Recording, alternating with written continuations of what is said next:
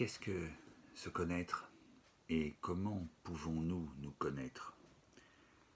La question est importante, surtout quand les êtres humains reçoivent une éducation qui dure un certain temps quand même, et qui consiste essentiellement à intégrer la parole des éducateurs. Dis-moi qui tu es et je te dirai par qui tu as été éduqué. Parce que l'éducation consiste essentiellement, et nous en avons besoin, parce que nous ne sommes pas, et l'enfant n'est pas capable de se dire non tout seul, donc il faut bien lui fixer des limites, et la tâche première des éducateurs consiste à fixer des limites à l'enfant. Ça veut dire que éduquer, c'est conduire progressivement un être humain à devenir capable de se dire non tout seul, à devenir capable de se conduire lui-même, en d'autres termes. Et pour qu'il devienne capable de cela, eh bien, il faut qu'il intègre à peu près les interdits de ses éducateurs, et qu'il comprenne qu'il y a des choses qui se font, d'autres qui ne se font pas, qu'il y a des choses dangereuses à faire et qu'il convient de ne pas les faire si l'on veut rester en bonne santé. Voilà, ne fume pas trop, ne bois pas trop quand tu sors, etc. Enfin voilà, toutes ces petites recommandations à travers lesquelles s'exprime la bienveillance de nos parents et de nos éducateurs. Et globalement, l'éducation est terminée lorsque l'enfant est capable de se dire non tout seul, donc quand il a parfaitement intégré la parole de ses éducateurs. Mais alors évidemment, le jeu que nous sommes, l'ego sum, le je pense, se fait à ce moment-là l'écho de la parole de ces éducateurs, ou comme Freud a pu le dire, le moi se fait finalement l'écho du surmoi. Donc il n'y a pas là de face à face, il y a plutôt un surplomb.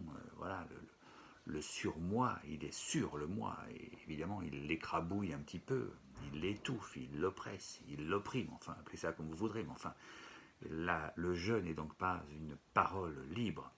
Et le je ne sait pas encore qui il est, il sait qui sont ses éducateurs et par qui il a été élevé, ça c'est sûr, mais il ne sait pas franchement encore qui il est. Le face-à-face va changer, le face-à-face avec soi-même, finalement la découverte de soi-même. Allons à la découverte de nous-mêmes, voilà une belle intention, une belle exploration, surtout en des temps de confinement. Allons à la découverte de nous-mêmes, eh bien, ça ne peut pas se faire, cette découverte ne peut pas se faire et s'entreprendre sans l'ami. Voilà. L'ami, finalement, change la vie du je.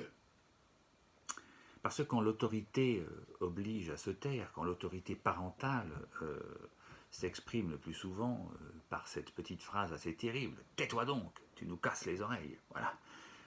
Quand l'autorité oblige à se taire, l'amitié, elle, appelle à l'expression. Voilà.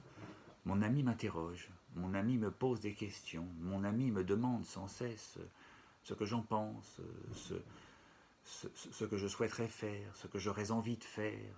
Il m'interroge sans cesse. Et il me convoque, il convoque ce jeu à l'expression. Et il attend de ce jeu une réponse personnelle. Il attend que je réponde en nom propre. Il ne demande pas à l'enfant de répondre en enfant. Il n'attend pas la réponse que l'enfant donnerait à ses parents pour leur faire plaisir ou pour avoir la paix. Non, non. Il attend vraiment que le je s'exprime. Il attend que le je réponde. Et cette réponse, évidemment, en quoi consiste-t-elle? L'enfant n'est pas invité à ce moment-là à livrer les opinions de ses parents. Quand on est jeune, jusqu'à l'adolescence et même tardivement, ça peut se prolonger très tard dans la vie, cela, on a globalement les opinions de son milieu, c'est-à-dire qu'on porte encore trace de la présence de ceux qui nous ont éduqués. Hein. Rappelez-vous ce beau mot de Marc Bloch, les élites reproduisent ou appliquent les doctrines qu'elles ont apprises de façon et avec obstination, nous dit-il. Donc, qu'est-ce qu'attend l'ami L'ami n'attend pas que je lui parle de mes opinions, de mon milieu, il n'attend pas une parole de classe sociale, comme on dirait aujourd'hui. Non, non, il attend que je lui dévoile ma vie affective.